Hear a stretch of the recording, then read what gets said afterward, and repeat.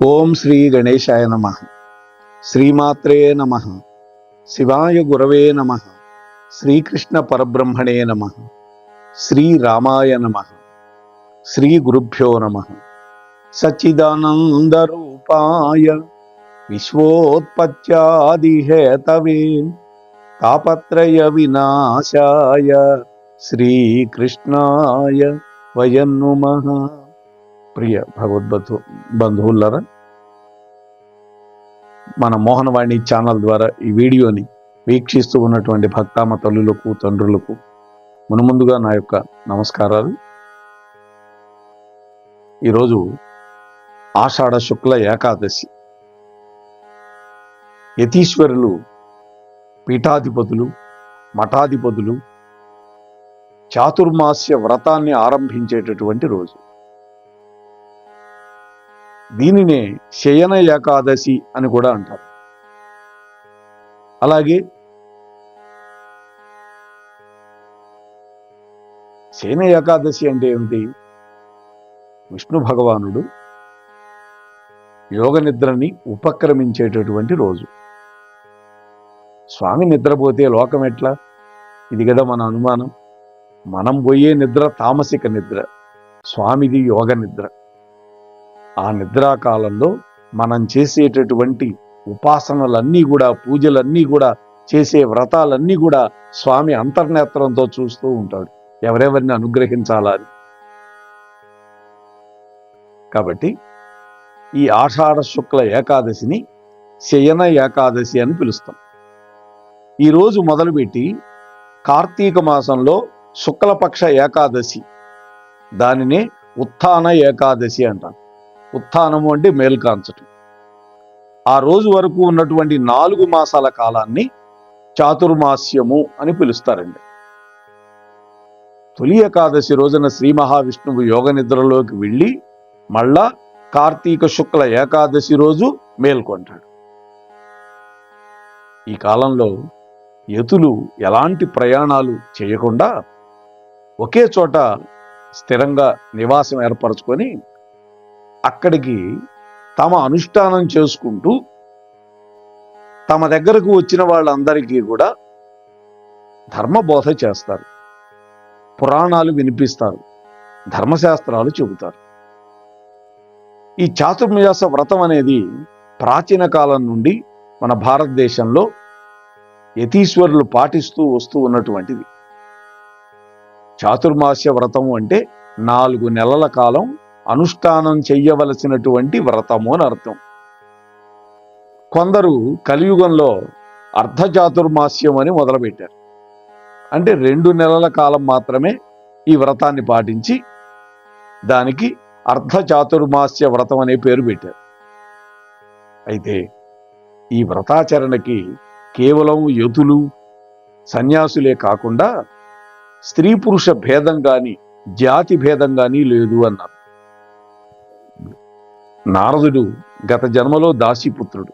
శ్రీమద్భాగవతం ప్రకారం వాళ్ళ గ్రామానికి కొంతమంది మునీశ్వరులు చాతుర్మాస్యం కోసం వస్తే వాళ్ళ అమ్మగారి యొక్క ఆదేశం మేరకి ఆ యతులందరికీ సేవ చేశాడు. వాళ్ళు అనుగ్రహించి ఇచ్చిన మంత్రంతో నారదుడిగా తర్వాత మళ్ళీ జన్మించాడు. అంత గొప్పది చాతుర్మాస్యం.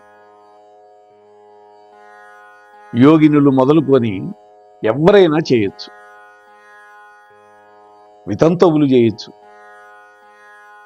పెళ్ళైన వాళ్ళు చేయొచ్చు, పెళ్లి కాని వాళ్ళు చేయొచ్చు, ఎవరైనా చేయొచ్చు.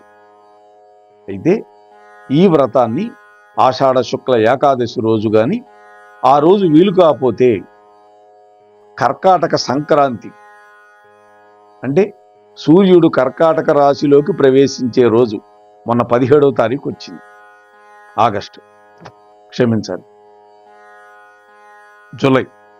జూలై 17. ఆ రోజు కూడా కుదరకపోతే ఆషాఢ శుక్ల పౌర్ణమి రోజు నుంచి చక్కగా ఆచరించాలి అని శాస్త్రం చెప్పిందని 3 అవకాశాలు ఇచ్చారు. 1 ఆషాఢ శుక్ల ఏకాదశి, లేదు సూర్యుడు కర్కాటక రాశిలోకి ప్రవేశించేటటువంటి రోజు, సహజంగా అది జూలై 16, 17 తారీఖుల్లో వస్తుంది. మూడో ఆప్షన్ ఏంటి? ఆషాఢ పౌర్ణమి, గురు పౌర్ణమి రోజు మొదలు పెట్టాలని. ఈ చాతుర్మాస్య వ్రతం ఆచరించడం అనేది ఇటీవల కాలంలో వచ్చింది కాదు, యుగ యుగాలుగా ఆచరణలో ఉన్నది అని వేదవ్యాస మహర్షి ప్రణీతమైనటువంటి భవిష్య పురాణం, స్కాంద పురాణం చెప్పింది మనకి. ఒకప్పుడు ఇప్పటిలాగా కాకుండా 4 నెలల పాటు కొనసాగేటటువంటి ఋతువులు ఉండేవి. అంటే ఋతువులు 3 ఉండేవి. అనంతర కాలంలో 2 నెలల పాటు ఉండేటటువంటి 6 ఋతువులుగా అవి మార్పు చెందినవి. తొలినాళ్లలో వర్ష ఋతువు, హేమంత ఋతువు, వసంత ఋతువు, ఈ 3 ఋతువులే ఉండేవి. ఒక్కొక్క ఋతువుకి 4 మాసాలు ఉండేవి. అయితే ఈ వర్ష ఋతువులోనే సంవత్సరం మొదలవుతూ ఉంటుంది ఆ రోజుల్లో. ఈ కారణం వల్ల సంవత్సరానికి వర్షము అని పేరు కూడా వచ్చిందండి. వర్షం అంటే భారతదేశానికి కూడా భారత వర్షము అని పేరుంది. వర్షం అంటే వాన అని పేరుంది. వర్షం అంటే సంవత్సరము అని ఉంది. ఇన్ని రకాల అర్థాలు ఉంటాయి. అయితే సంవత్సరానికి 3 ఋతువులు అన్నటువంటి ఆ కాలంలో ఒక్కొక్క ఋతువు ప్రారంభంలో ఒక్కొక్క యజ్ఞం ఆచరిస్తూ ఉండేవాళ్ళు. ఆషాఢ పౌర్ణమి నుండి వరుణ ప్రకాశ యజ్ఞం అనేది చేసేవాళ్ళు. ఎందుకని? వర్షాలు పడాలి కదా. కార్తీక పౌర్ణమి నుండి శాకమేధ యజ్ఞం అని చేసేవాడు. ఫాల్గుణ పౌర్ణమి నుండి వైశ్వదేవ యజ్ఞం చేస్తూ ఉండేవాడు. ఈ 3 రకాల యజ్ఞాలు జరిగేవి. రెండోది, చాతుర్మాస్య వ్రతం ఎందుకు పట్టుకుంటారు యతులు అన్నప్పుడు, ఇది వర్ష ఋతువు అని చెప్పుకున్నాక 4 నెలలు ఆనాడు కాలం ప్రకారం వర్షాలలో సంచరించడం కష్టం. అందువల్ల ఒక గ్రామంలో ఉంటూ, భవనాల్లో ఉండకూడదు, మళ్ళీ పూరిపాకలో ఏదో ఏర్పాటు చేసుకొని ఉంటూ ఆ గ్రామస్తులు ఇచ్చినటువంటి భిక్షను స్వీకరిస్తూ ఆ గ్రామస్తులందరికీ ధర్మ ప్రబోధం చేయాలి, ఇతిహాసాలు చెప్పాలి, పురాణాలు చెప్పాలి. ఇది పద్ధతి అన్నమాట. కాబట్టి ప్రయాణానికి అనువుగా లేనటువంటి కాలం కాబట్టి ఈ 4 నెలలు ఎక్కడికి కదలకుండా ఉండేవాళ్ళు. ఆనాటి ఆషాఢ మాసంలో చేసే యజ్ఞమే అనంతర కాలం నాటికి చాతుర్మాస్య వ్రతంగా మారిపోయి ఆచరణలోకి వచ్చింది అని పెద్దలు చెబుతూ ఉన్నారండి. మరి చాతుర్మాస్య వ్రతం పాటించే వాళ్ళు ఎలాంటి నియమాలు పాటించాలి? మొట్టమొదట ఆహార నియమాలండి. ఎందుకంటే భగవత్ సాన్నిధ్యంలో భగవత్ ఆరాధన, తపస్సు చేయాలి అంటే మొట్టమొదట పాటించవలసిన నియమం ఆహార నియమం. ఈ ఆహార నియమాల్లో భాగంగా శ్రావణ మాసంలో ఆకుకూరలు తినరు, భాద్రపద మాసంలో పెరుగును వదిలిపెడతారు, ఆశ్వీజ మాసంలో పాలు వదిలిపెడతారు, కార్తీక మాసంలో పప్పు పదార్థాలు వదిలిపెడతారు. ఎందుకని? శ్రావణ మాసంలో ఆకుకూరలు ఎందుకు వదిలిపెట్టాలి అన్నప్పుడు, శ్రావణంలో బాగా వర్షాలు పడతాయి. దీనివల్ల ఈ ఆకుకూరలకి చీడపీడల బెడద ఎక్కువ ఉంటుంది, బ్యాక్టీరియా సోకుతుంది. అది కనుక మనం భోజనం చేస్తే మన శరీరంలో కూడా రోగాలు వస్తాయి. అందుకని వద్దన్నారు. కార్తీక మాసంలో పప్పు పదార్థాలు వద్దన్నారు. మరి మిగతావి ఎందుకు చెప్పారో నేను సరైన విశ్లేషణ చేయలేను. కానీ కార్తీక మాసంలో పప్పు ఎందుకు వద్దన్నారంటే, కార్తీకం బాగా చలికాలం, మన అందరికీ అగ్నిమాంద్యం అనేటువంటిది ఒకటి ఏర్పడుతుంది, అంటే అరుగుదల తగ్గుతుంది. ఈ పప్పులో ఏముంటుంది? ప్రోటీన్ ఉంటుంది. దీన్ని అరిగించాలంటే శరీరం మరింత శ్రమ పడాలి. అందుకనే కదా నక్త వ్రతాలు అనేది కార్తీక మాసంలో పెట్టారు. కాబట్టి అందుకని పప్పు పదార్థాలు తినకూడదు. అలాగే పాత ఉసిరికాయ పచ్చడి మాత్రం వాడచ్చు అన్నారండి. ఇదొకటి. కార్తీక మాసంలో ప్రతిరోజు ఉసిరికాయ తినమన్నారు, ఆదివారం తప్ప. ఎందుకని? ఉసిరికలో అటువంటి ఔషధ గుణాలు ఉన్నాయి, మన వాళ్ళు కనిపెట్టారు. ఒక్క ఉప్పు రుచి తప్ప మిగతా అన్ని రుచులు, 5 రుచులు దాంట్లో ఉంటాయి.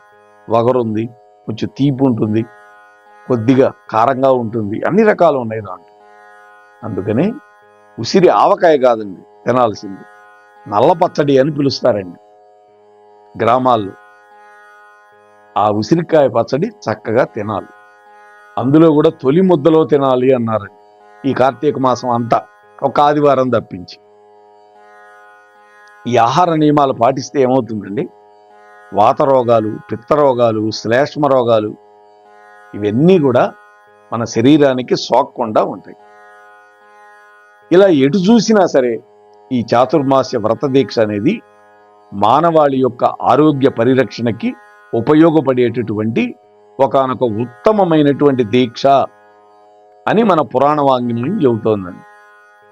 ఏకభుక్తం, అథశయ్య, బ్రహ్మచర్యం, అహింసనం, వ్రతచర్య, తపశ్చర్య, కృత్య చాంద్రాయణాదికం, దేవపూజ, మంత్రజపో దశైతే నియమాః స్మృతాః అన్నాం.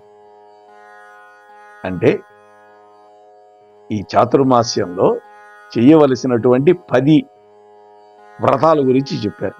మొట్టమొదటిది ఏకభుక్తం, రెండోది కింద పడుకోవటం, బ్రహ్మచర్యాన్ని అవలంబించటం, అహింసావ్రతం, తపస్సు చేయటం. తపస్సు అంటే అడవిలకు పోయి ముక్కు మూసుకొని చేసేది అనుకునేరు కాదు, మనం భగవంతుని ధ్యానం చేయటం కూడా తపస్సే. అలాగే కృత్య చాంద్రాయణాదికం అన్నాడు, అంటే పాడ్యం నుంచి మొదలు పౌర్ణమి వరకు ఒక్కొక్క ముద్ద చొప్పున పెంచుకుంటూ పోయి మళ్ళీ పౌర్ణమి వెళ్ళిన మరుసటి రోజు నుంచి ఒక్కొక్క ముద్ద తగ్గించుకుంటూ వచ్చి అమావాస్య రోజు అసలు తినకుండా ఉండటం. ఇది కృత్య చాంద్రాయణ వ్రతం అంటారు. అంటే ఒక ముద్ద అంటే పిల్లి కన్నంత ముద్ద అని చెప్పింది శాస్త్రం. అంతే తప్ప ఒక్క ముద్దే తినమన్నామని తాటికాయ అంత ముద్ద చేసుకొని తినటం కాదు అని చెప్పింది శాస్త్రం.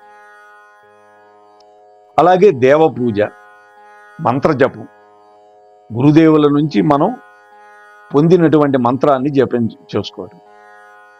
ఈ 10 నియమాలు పాటించండి అన్నారు. ఇవే కాకుండా ఇంకా చాతుర్మాస్య వ్రత నియమాలు కొన్ని చెప్పారు. ఈ చాతుర్మాస్యాన్ని చతురాశ్రమాల వాళ్ళు పాటించవచ్చు అన్నారు. అంటే బ్రహ్మచారులు, గృహస్థులు, వానప్రస్థులు, సన్యాసులు అందరూ పాటించవచ్చు. అంతేకాదు కులం కానీ వర్గం కానీ నియమాలు లేవు. లింగ వివక్ష అంతకంటే లేదు. ఆడవాళ్ళు, మగవాళ్ళు, నపుంసకులు ఎవరైనా పాటించవచ్చు. ముఖ్యంగా ఈ చాతుర్మాస్య వ్రతం అనేది ఆరోగ్యానికి సంబంధించింది. ఇది గుర్తుపెట్టుకోవాలి మనం. మరి ఎలా పాటించాలి ఈ వ్రతాన్ని అన్నప్పుడు ఆషాఢ శుక్ల ఏకాదశి మొదలుపెట్టి కార్తీక శుక్ల ఏకాదశి వరకు మొదటి నెలలో కూరలు, 2వ నెలలో పెరుగు, 3వ నెలలో పాలు, 4వ నెలలో పప్పు దినుసులు మానేయాలి. భాగవతం వంటి గాథలు వినాలి. ఆధ్యాత్మిక చింతనతోటి ఈ 4 నెలలు గడపాలి. వైరాగ్యాన్ని అలవరుచుకునేందుకు ఎక్కువగా సన్యాసులు, వృద్ధులు ఈ వ్రతం ఆచరిస్తారండి. అంటే గృహస్థాశ్రమంలో ఉండే వాళ్ళకి వీళ్ళ మిగతా 3 ఆశ్రమాల్లో ఉండే వాళ్ళను పోషించాలి కదా, అందువల్ల అందరూ ఆచరించలేరు. ఈ 4 మాసాలు తాము నివసించే గ్రామం యొక్క ఎల్లలు దాటకూడదండి. ఈ కాలంలో అరుణోదయ వేళ స్నానం చేయడం అవసరమైంది. అంటే సూర్యుడు ఉదయిస్తుండగా స్నానం చేయండి. ఈ వ్రతకాలంలో బ్రహ్మచర్యాన్ని పాటించాలి. ఒంటిపూట భోజనం చేయాలి. నేల మీద పడక, అహింసా వ్రతం పాటించాలి. అలాగే ఇష్టదేవతలకు చెందినటువంటి గురూపదేశం పొందినటువంటి దివ్య మంత్రాన్ని అక్షర లక్షలుగా జపించాలి. ఒకవేళ గురూపదేశ మంత్రం లేదు, అప్పుడు ఏం చేయాలి అంటే నీ ఇష్టదైవం యొక్క నామాన్ని జపించుకో, దానికి ఉపదేశం అక్కర్లా. ఇక చాతుర్మాస్యాలు అంటే ఇందాక చెప్పుకున్నాం, ఆషాఢ శుక్ల ఏకాదశి నుంచి కార్తీక శుక్ల ఏకాదశి వరకు ఉన్న 4 నెలలని. ఆషాఢం, శ్రావణం, భాద్రపదం, ఆశ్వీజ మాసాల్లోని ఏకాదశులు ఎంతో పవిత్రమైనవండి. ఈ 4 నెలల్లో 4 రోజులు 8 ఏకాదశులు వస్తాయి. ఇందులో మొట్టమొదటిది శయన ఏకాదశి. ఆషాఢ శుక్ల ఏకాదశి, చిట్ట చివరిది ఉత్థాన ఏకాదశి లేదా దేవ ఉత్థాన ఏకాదశి. క్షీరసాగరంలో శ్రీ మహావిష్ణువు ఈ 4 నెలల పాటు ఆదిశేషుడి మీద శయనిస్తాడు. విష్ణువు శయనించే కాలంలో సాధకులందరూ కూడా భూమి మీద పడుకోవాలి. ఆకుకూరలు, వెల్లుల్లిపాయలు, సొరకాయలు, టమోటాలు, ఆవ నూనె ఇవన్నీ మానేయాలి. ఏం చేయాలి మరి? నిరంతరము జపము, తపస్సు, హోమం, పురాణ కథా శ్రవణం వీటితోటి కాలం గడపాలి. అంతేకాదు ప్రతిరోజు ఒక్కపూటే భోజనం చేయటం, ఏకాదశులలో పూర్తిగా ఉపవాసం వహించటం, పీఠాధిపతులు, దీక్షితులు ఒకే స్థానంలో నివసించాలి. అలాగే క్షురకర్మలు చేయించుకోకూడదు. అంటే ఈ తలపని చేయించుకోవటం ఉంటుంది కదా, హెయిర్ కటింగ్, ఇవన్నీ కుదరదు. శ్రావణ భాద్రపద మాసాలు గృహస్థుల యొక్క నియమాలకి అనువైనవి. ఈ మాట పద్మపురాణం చెప్పింది. భాద్రపదం కృష్ణపక్ష ఏకాదశిని అజా ఏకాదశి అని పిలుస్తారు. ఈ ఏకాదశి వ్రతాన్ని ఎవరైతే చేస్తారో సమస్త పాపాలు కూడా తొలగిస్తుంది అని చెప్తారు. హరిశ్చంద్ర మహారాజు సత్యము ధర్మము తప్పకుండా తన భార్యకు దూరమై తన పుత్రుడు దూరమైపోయినా కూడా అనేకమైన ఇక్కట్లకు పాలైనప్పటికీ కూడా ఈ చాతుర్మాస్య వ్రతాన్ని మరిచిపోలేదని, చిట్ట చివరికి విజయం ఆయనకే చేకూరిందని పురాణం చెబుతోంది. ఈ చాతుర్మాస్య వ్రత దీక్షలో గోపపద్మ వ్రతం లేదా గోపద్మ వ్రతం, దీని గురించి 3 పురాణ గాథలు కూడా వాడుకలో ఉన్నాయి. ఇందులో మొట్టమొదటిది ఒక కథ.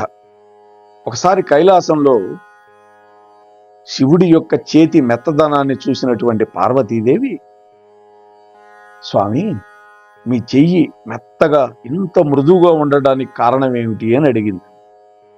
అన్నీ మన కోసం అడుగుతుంది అమ్మ. పరమేశ్వరుడు ఏమన్నాడు? పార్వతి, పరోపకారం చేయడం వల్ల చేతులు మెత్తగా ఉంటాయి అని శివుడు చెప్పాడు. అందుకే దానం చేసే వాళ్ళని ఏమంటారు? వీడి చేతికి ఎముక లేదురా అంటారు కదా. పార్వతికి కూడా పరోపకార సేవ చేయాలని కోరిక కలిగింది. మారువేషంలో భూలోకానికి వచ్చింది. భూలోకంలో నారేళ్ల నాచి అనేటువంటి పేరు గల ఒక గర్భిణీ స్త్రీకి చేయూతనిచ్చింది, సేవ చేసింది. 11 రోజుల తర్వాత సకలైశ్వర్యాలు ప్రసాదించి ఈ చాతుర్మాస్య గోపద్మ వ్రతాన్ని ఎలా చేయాలో చెప్పి అమ్మవారు అంతర్ధానం అయిపోయింది. 5 ఏళ్ల తర్వాత అమ్మవారికి అనిపించింది, ఈ నారేళ్ల నాచి పరిస్థితి ఎలా ఉందో తెలుసుకోవాలి అనిపించింది. అప్పుడు నారేళ్ల నాచి అనేటువంటి ఆమె గోపద్మ వ్రత ఉద్యాపన చేసుకుంటోంది. అంటే వ్రతం పూర్తయిన తర్వాత చేసేదాన్ని ఉద్యాపన అంటారు. పార్వతి అమ్మవారు ఒక ముసలమ్మ రూపంలో వెళ్ళింది. అమ్మ మంచినీళ్ళు ఇవ్వు అని అడిగింది. ఈ నారేళ్ల నాచి కోపం వచ్చింది. కోపం వచ్చి బయట ఉన్న తొట్లో నీళ్ళివ్వండి అని తన పరివారానికి చెప్పింది. అవమానపడిపోయింది పార్వతీదేవి. మళ్ళీ శివుడి దగ్గరికి వెళ్ళి ఆమెకు ఐశ్వర్యం లేకుండా చేయాలని అడిగింది భర్తను. నన్ను అవమానించింది, అందువల్ల నేనిచ్చిందే కదా ఐశ్వర్యం, అది లేకుండా చేయండి అన్న. శివుడు అన్నాడు, పార్వతి అది సాధ్యపడదు అన్నాడు. విష్ణుమూర్తి కూడా ఏం చేయలేడు అన్నాడండి. చివరికి నారదుడు వెళ్ళి ఆ నారాయణ నాచికి తెలియజేశాడు, నువ్వు ఈ విధంగా చేశావు, పార్వతీమాత వృద్ధ స్త్రీ రూపంలో మీ ఇంటికి వస్తే అవమానం చేశావు, బయట ఉన్న తొట్లో నీళ్ళు ఇమ్మన్నావు దాహానికి, అందుకని అమ్మవారి కోపం వచ్చింది అని చెప్పేసరికి నారదుడు ఆమె తన అపరాధాన్ని గ్రహించి వెంటనే పార్వతీ పరమేశ్వరులకి పాయసము, గణపతికి ఉండ్రాళ్ళు నైవేద్యం పెట్టి క్షమాపణ కోరుకుంది.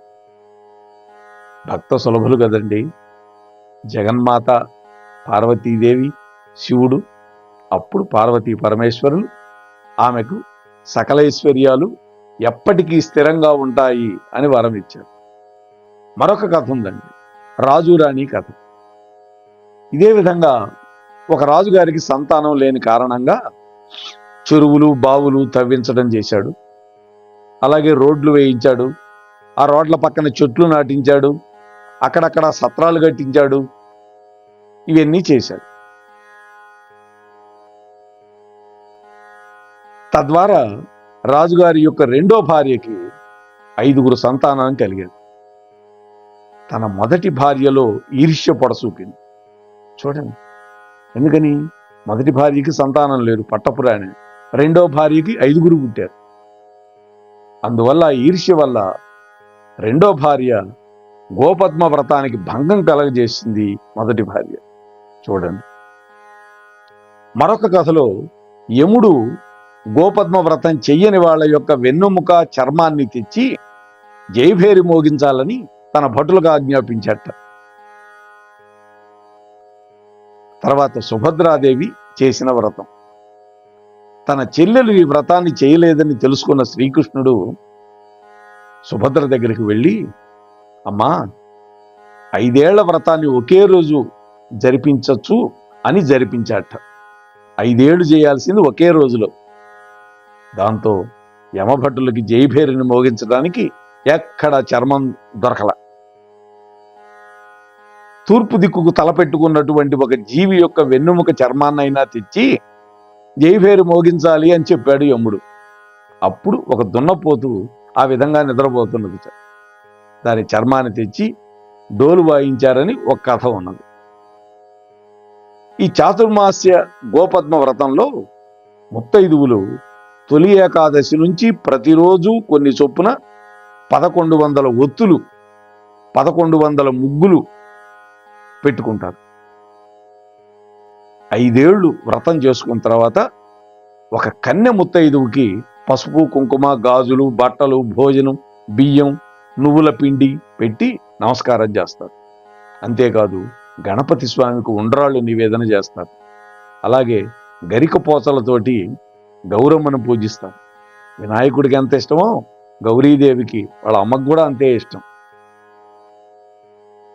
ఆ గౌరమ్మను పూజించి తులసి కోట దగ్గర దీపం వెలిగిస్తారు.